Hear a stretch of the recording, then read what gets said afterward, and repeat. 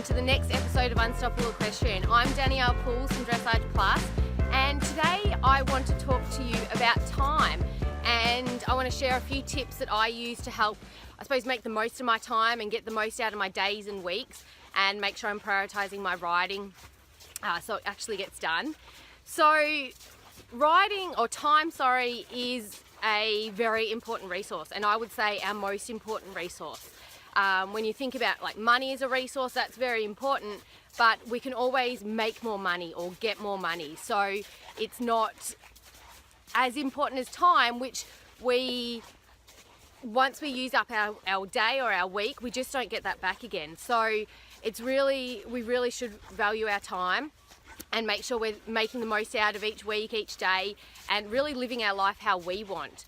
I know for myself, I hate that feeling of being controlled by time or feeling like there's not enough time and I can't get everything done. And so it's really important to me to schedule everything at the start of the week or on a Sunday night and make sure I'm planning my week out to get as much in as I can and utilise that time as best I can. One of the, I suppose, biggest excuses I hear from riders is that I didn't get the rides in I wanted because I ran out of time. And it's such a disempowering excuse to have, really, that you can't, that the time is controlling you. And once you can kind of empower yourself and take back that control of your time, it makes you feel so much more like you can do what you want. You can schedule what you want and follow through with it.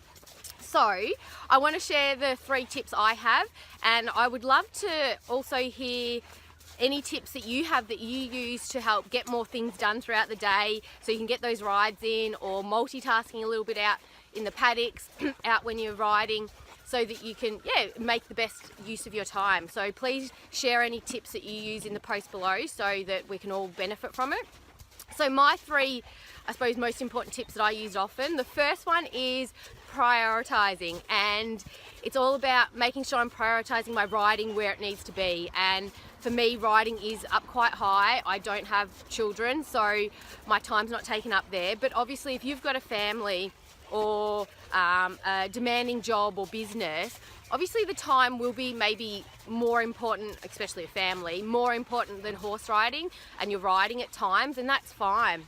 But it's, I suppose, acknowledging that and understanding that that's where your riding is. It might be a little bit lower in priority at the moment, and that's okay to have in your life. And then allow yourself to schedule in how many rides can you fit in around your children or your work life, and make it realistic. Be honest with yourself so that you're not continually feeling guilty at the end of the week by saying I'm going to get 4 rides in, and it's just impossible maybe sometimes. So be honest and schedule in exactly how many rides you think you can get, so that you're getting to the end of the week and able to say, yes, I achieved it, I got the rides I thought I could. And another way to really make sure you're prioritising and setting yourself up for success is putting your ride in a certain part of the day, putting it in your diary to start with, but putting it in a certain part of the day that is doable. So for me, I'm lucky, I live close to work and I start at 8:30, so I get to ride in the morning, and so before work, so I get all my rides done in the morning, and then I don't ever have to worry about the excuse of I've run out of time at the end of the day, and that works really well for me. So it's working out what works best for you and sticking to it. My second tip is all about making sure you're making the most of your time when your horse has appointments.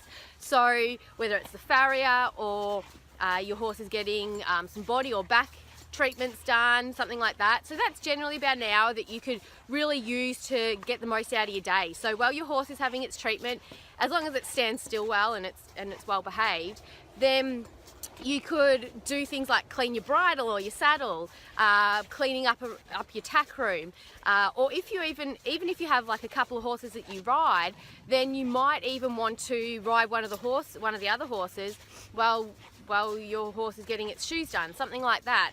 So just working out, making sure you're not just standing around for that hour twiddling your thumbs, that you're actually doing something productive at the same time. And my third tip is my favourite one, and it's all about making sure you're learning in those downtimes. So when you're doing things like cleaning out the stables or picking up horse poo, those things where you don't really need your brain, even saddling up or unsaddling.